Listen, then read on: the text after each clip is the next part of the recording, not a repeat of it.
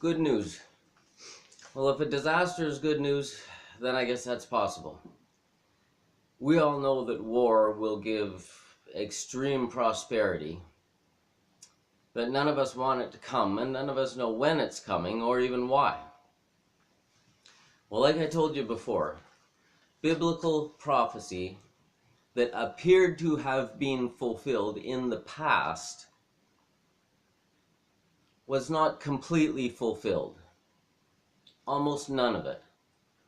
And there are some that are directed only to now, the last days.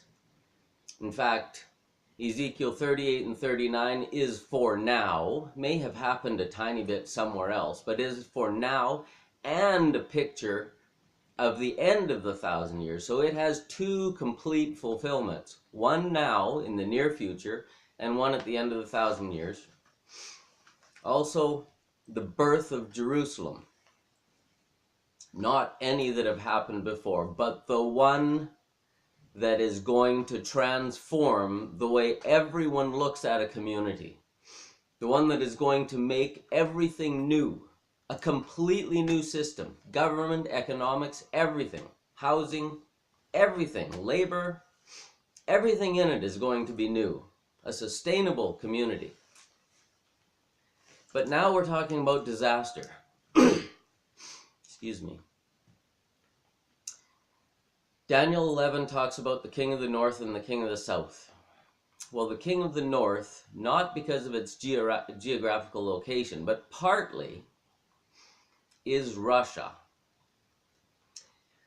The horrible thing about this prophecy is, and which makes it quite disastrous, is not only that Russia is going to provoke an attack, but that soon after this scuffle begins, China will join Russia.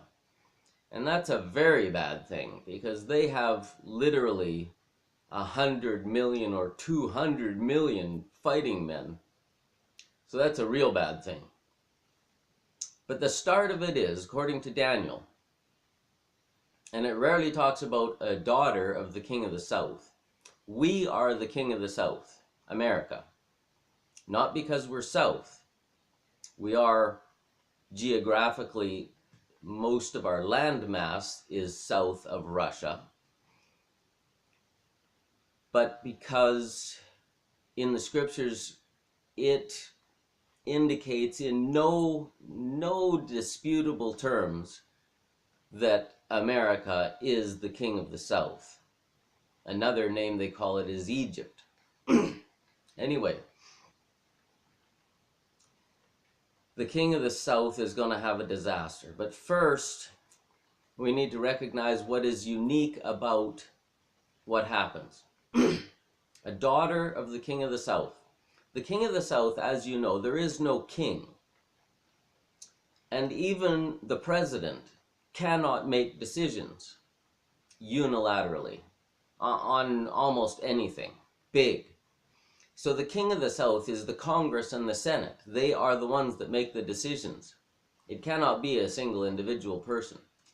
So the daughter of the king of the south would be, in this relationship, since Hillary gets in, she has to get in or Daniel 11 can't be fulfilled yet. Let's hope it's this time that she gets in. Because even though a disaster comes, we want the good to come that comes after the disaster. The disaster is for a good reason. To clean out the dregs. Unfortunately, we have a lot of fantastic men that are going to go into this fight. And I hold my hand up to them. They are heroes.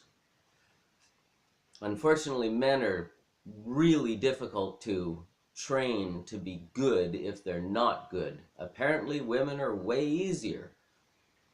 So the scriptures say or indicate. So, what is going to start this war? In Daniel, it says that when the daughter of the king of the south goes to speak peaceable terms with the king of the north, they take her out. And I hate to say that. I like Mrs. Clinton, and I'd like to see her stay in government because she can do a good job despite her faults. But the end times has to begin with something. And it begins with something big, Daniel chapter 11 indicates. And it is the execution of the daughter of the king of the south. Interpret that scripture any way you will, and hopefully it's not the interpretation that I just spoke of. But if it is, then that is the beginning of the next war. Because it says in Daniel that we will attack with the full force of our abilities, and we will strip them of many valuables and bring persons that are dangerous to our regime back as prisoners. That is what the scripture says. So why is there so much prosperity coming out of that? Well, it is Russia's their initial attempt to start moving across Europe has already started with Crimea. That was also prophesied in Daniel chapter 9, an incursion into sovereign land, which they should not be in if they don't belong there. But anyway, it says that they would. It says that they would have peace talks where there's a whole lot of talking and no real serious consideration on either side that they're going to fulfill their word. But when this disaster happens, this assassination, and Russia starts to progress militarily across Europe, all the rich, wealthy people of that continent are not going to stand around and wait for their belongings to be plundered. They're going to pack up and head to America because we assume that's the safest place. Unfortunately not, but that's what we assume. And that's what everyone will assume. So when they start selling their houses and bringing all their treasures and all their riches here, and ocean travel is no longer safe, and we will not be buying anything from China if they've joined forces with Russia. So what about manufacturing? What about our shirts and our cell phones? Everything will be made here. Here, Mexico, possibly some of South America. But that is going to give us a huge manufacturing industry and produce and every other thing that directs toward economic recovery. No longer will jobs be overseas. They will be here. Possibly some communication things like telephone, AT&T and Siemens or whatever them other ones are that have their operators over, possibly in India. That's still possible. But manufacturing, building materials will be here. So minimum wage will likely go from $10 to $20 or $25 an hour, and the higher paid people will probably be getting in the $60 and $70 an hour range. Many people will get filthy rich. Many people. Now, why does God choose this time for judgment time? Because basically there's two gods. There's the God of money and everything you can buy with it, and the true God that created heavens and earth. And to find out how all the people in this country will decide, in fact, all the rich people of the planet, because they will all come here, housing prices will be out of sight. If you have a house that's worth 200 grand, it's going to hit $1 million, possibly 2 million during that time, guaranteed, because housing is going to have a huge shortage. This is the case. This is what's coming. But even with all those wages up and the prosperity of this country going right off the scales that we've never ever seen before in history, we thought that was now. And it pretty much is. Everybody's got a brand new car in their driveway, except the disadvantaged, mentally ill, disturbed physically or emotionally. They are still in the dirt. And that's what this is all about.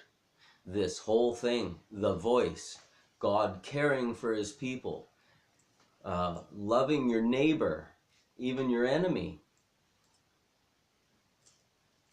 So when this all happens, it will be easy to divide out those who actually love their neighbor or those who love money as a god instead. Unfortunately, it will be few, because everybody will have plenty. There will still be the poor, because minimum wage at $25 an hour, when a house is $2 million, still minimum wage. It's still a poor wage. Apples at $6 or $7 a pound, bread at $10 a loaf, that's going to make that 25 bucks an hour worth not very much. So yes, even though our system could evolve to look after all the poor so easily in a prosperity system that we've never seen before, God is there to prove that no matter what, no matter how rich we are, we will always abandon the poor. Always. And he feels the need to do this just to prove that. Have a nation so filthy rich that everybody has everything that their heart could desire. But still, we abandon the poor. We set aside those who are mentally ill and depressed. We shove them in a corner somewhere. That will still happen. So yes, hurrah for the prosperity that's coming. And it is coming. World War III. Stephen Bannon has talked about war coming with Russia. And he is right. I'm not sure where he got his information from, whether it's just guesswork or whether he's looking at the prophecy in Daniel chapter 11. But Daniel chapter 11, the prophecy, and prophecies that are linked to it in, well, Jeremiah, Ezekiel, Isaiah, and Revelation, give the whole detail of what's going to happen. It's all there. The next move that Russia makes, the next move that the States makes. What Russia does after that, what the States does after that, and even indicating what other countries will be involved and how they will act. It's all there. There's no guesswork. We know how the whole battle turns out, how it goes, what happens next. So if you want to hear a little bit of prophecy, go read Daniel chapter 11. But you also need to encompass the entire Bible to find what those details mean. That we are looking at, if Mrs. Clinton gets to be president, and I hope she does, because I would like this judgment period to begin, not to see people die, but to see people live. And if she does get in, then we may be ushering in a brand new system of prosperity such has never been seen before in the history of this planet. And we will shout peace and security once and for all, because we will have the power to fight off the enemy. Our forces will be built up 2 or 3 times more than we have now, and all our ships will be able to guard the oceans, and nobody will be able to attack us. So we think. But in the meantime, prosperity, more than you could ever have, more than you could ever ask for, more than you've ever wanted, you will have in your yard, on your plate, on your finger, and around your neck. So yes, we can jump up and down and be excited. There will be some deaths that bring about this prosperity. But in war, death is a very common thing. Horrendous, awful, and everyone that goes to war is a freaking hero going to war to support our freedom. Except Jehovah's Witnesses, they won't pick up a stone even. Even when the attack comes against us, a Jehovah's Witness will not pick up a stone to throw it at the enemy. They're going to let you do it. Even though Israel, who they claim to be in ancient times, always picked up stones. In fact, they prepared for war constantly. And they fought to protect their lives. But this Israel of today, they will even preach and tell their whole congregation, you cannot go to war. That's going to be a bad thing for them, because the fervor of war that is going to embrace us all here, knowing that our very existence will be threatened. It will be important for every able-bodied man to sign up. And if you don't sign up, there will be a draft, guaranteed. Anyway, yes, the prosperity is coming, and it's coming in extreme measure. So if that's something you're anticipating and hoping for, throw your arms up. If Clinton gets in, throw them even higher, because that is the indication. It says there that it's a daughter of the King of the South. It's a daughter of Congress and the Senate. First time we've had one, so that scripture could not have been fulfilled until now. But now, it may not be her first day in office, it may not be the first week, it may not even be the first year, but it seems likely it would come soon. I like Mrs. Clinton. I don't want this to happen at all. But she will come back. She will just be sleeping and she will come back, possibly at the beginning of the 1,000 years, because she seems to be a woman that's made a lot of sacrifices. And that's good. So my fellow friends, thanks for listening today. Simple and short. Look for the prosperity that's coming, and to go to work in a factory making tanks. Thank you, folks, and have a wonderful day. If you can.